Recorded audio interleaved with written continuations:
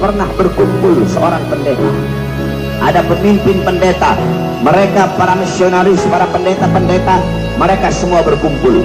Tiba-tiba ada satu orang pendeta, dia angkat Al-Quran, kemudian dia berkata kepada pendeta-pendeta yang lain, wahai para pendeta-pendeta, wahai saudara-saudaraku, selama umat Islam masih berpegang teguh kepada ini kitab, yaitu Al-Quran, maka selama itu mereka tidak akan bisa dikalahkan. Tiba-tiba ada satu pendeta muda, dia ambil itu Quran, dia injak-injak itu Quran. Apa kata pendeta tadi? Yang tua seniornya bilang, salah, bukan seperti itu cara menghancurkan mereka. Cara menghancurkan mereka bukan dengan menginjak-injak Qurannya, bukan dengan menghina Qurannya. Menghina Qurannya, menginjak Qurannya, itu hanya akan menyatukan dan menggabungkan serta menguatkan mereka. Contoh kemarin ketika Al-Quran dihina oleh Ahok, umat Islam bersatu, saudara-saudara. Cara menghancurkan mereka bukan dengan menginjak-injak Qurannya. Cara menghancurkan mereka, keluarkan ini Quran dari dalam hati mereka. Ketika hati mereka kosong dari Al-Quran, maka ketika itu mereka akan gampang kita hancurkan.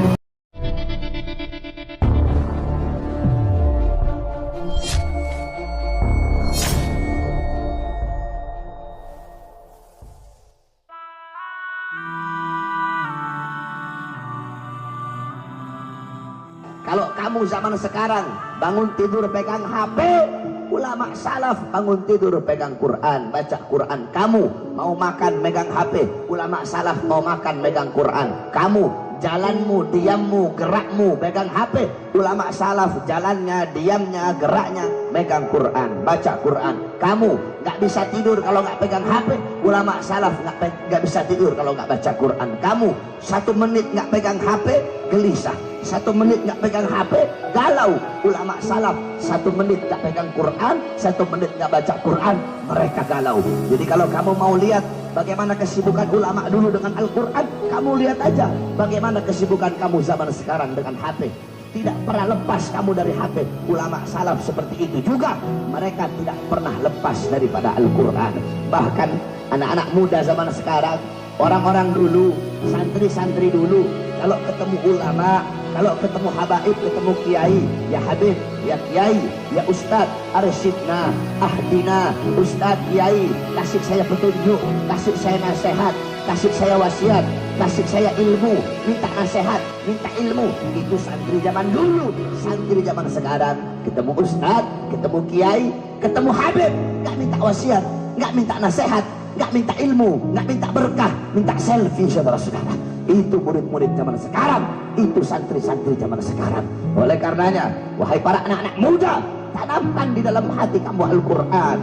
Selalu jalanmu, diammu selalu dengan Al-Quran, berpedoman kepada Al-Quran, berakhlak dengan Al-Quran, beradab dengan Al-Quran, beramal dengan amal yang ada dalam Al-Quran. Jangan pernah engkau jauh daripada Al-Quran. Wahai para anak-anak muda, kita umat Islam, selama kita masih berpegang teguh kepada Al-Quran, maka selama itu kita tidak akan pernah bisa dikalahkan. Dulu pernah berkumpul seorang pendeta, ada pemimpin pendeta, mereka para misionaris, para pendeta-pendeta, mereka semua berkumpul. Tiba-tiba ada satu orang pendeta, dia angkat Al-Quran, kemudian dia berkata kepada pendeta-pendeta yang lain, wahai para pendeta-pendeta, wahai saudara-saudaraku, selama umat Islam masih berpegang teguh kepada ini kitab, yaitu Al-Quran, maka selama itu mereka tidak akan bisa dikalahkan. Tiba-tiba ada satu pendeta muda, dia ambil itu Quran, dia injak-injak itu Quran. Apa kata pendeta tadi? Yang tua seniornya bilang, salah, bukan seperti itu cara menghancurkan mereka. Cara menghancurkan mereka bukan dengan menginjak-injak Qurannya, bukan dengan menghina Qurannya. Menghina Qurannya, menginjak Qurannya, itu hanya akan menyatukan dan menggabungkan serta menguatkan mereka. Contoh kemarin ketika Al-Quran dihina oleh Ahok, umat Islam bersatu, saudara-saudara. Cara menghancurkan mereka bukan dengan menginjak-injak Qurannya. Cara menghancurkan mereka keluarkan ini Quran dari dalam hati mereka.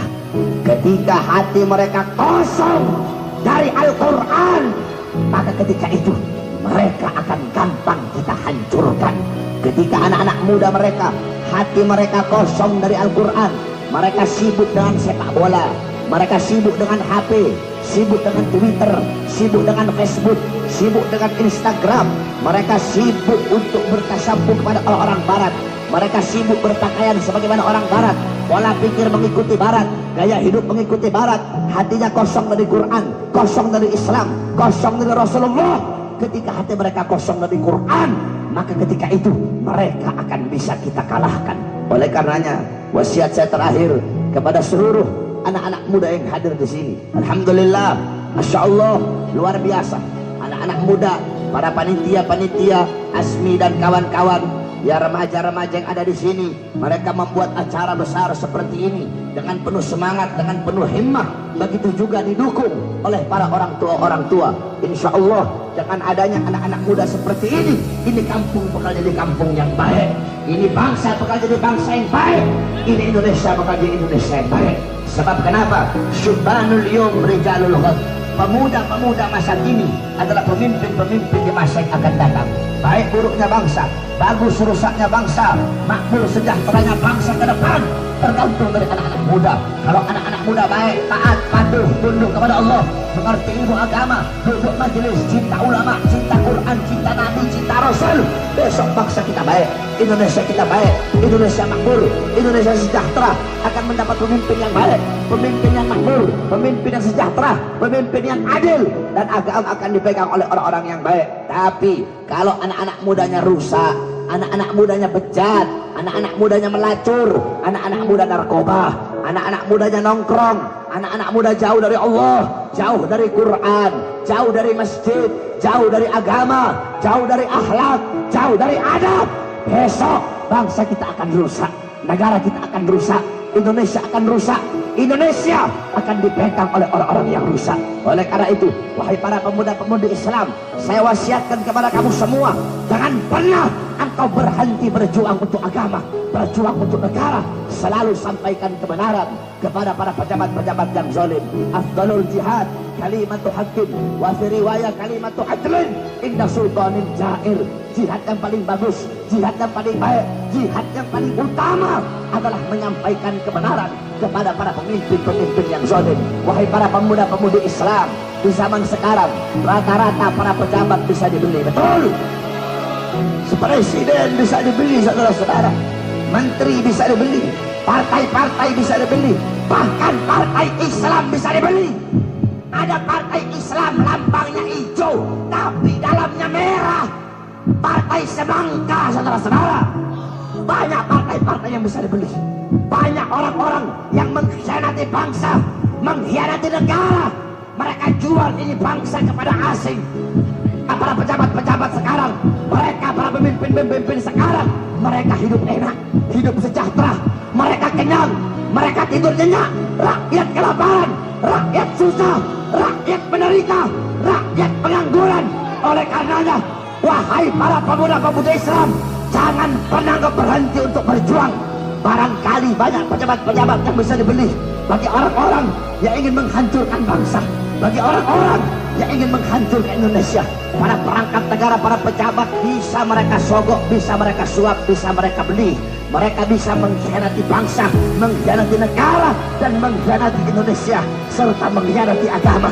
Tetapi mereka, para pengkhianat bangsa, mereka lupa bahwasanya di Indonesia masih tegak berdiri kami, para pemuda-pemudi Islam, anak-anak bangsa yang rela hancur dan binasa untuk agama Indonesia.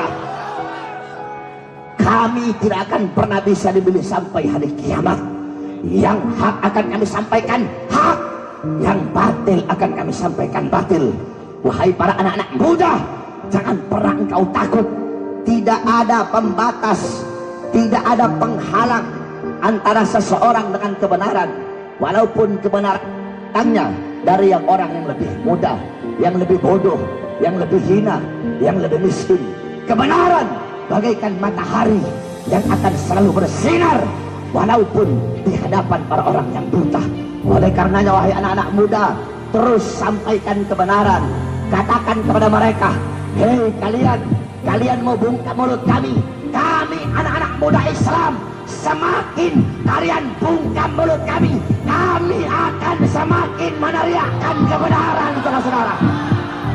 Hei para musuh-musuh agama, para pengkhianat bangsa, demi Allah, jikalau kalian maju satu langkah untuk melawan agama kami, untuk menjual bangsa kami, untuk menghancurkan rakyat, untuk menyengsarakan rakyat, kalian maju satu langkah, kami pemuda-pemudi Islam Indonesia maju 1000 langkah untuk melawan dan menghancurkan kalian.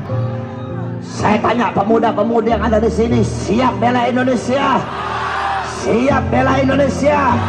Siap hancur demi Indonesia? Siap binasa demi merah putih? Allahu Akbar! Allahu Akbar!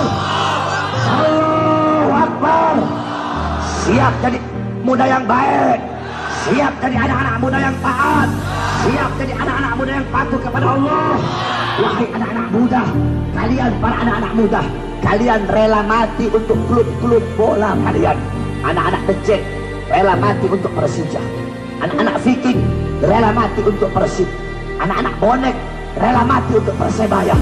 Jikalau kalian rela mati untuk klub-klub bola kalian, maka kalian harus lebih rela mati untuk agama dan bangsa Indonesia, saudara. Kalian anak-anak muda, kalian rela mati ngetrek bawa motor di atas aspal kalian rela mati. Jikalau kalian rela mati di atas aspal, maka kalian harus lebih rela mati di atas jalan dan relnya Allah Subhanahu wa taala. Jangan pernah kamu takut. In tansurullah yansurkum. Siapa yang menolong agama Allah, Allah tolong. Kamu jaga agama Allah, Allah jaga kamu. Kamu lindungi agama Allah, Allah lindungi kamu. Walaupun mereka punya segala-galanya, mereka punya harta, mereka punya pangkat, mereka punya jabatan, mereka punya tahta, mereka punya kekuasaan, mereka punya senjata. Jangan kau takut. Kita tidak punya apa-apa. Kita tidak punya harta, tidak punya pangkat, tidak punya jabatan, tidak punya tahta, tidak punya kekuasaan, tidak punya partai. Tapi ingat, kita punya yang tidak mereka punya. Walaupun kita tidak punya apa-apa, kita punya Allah.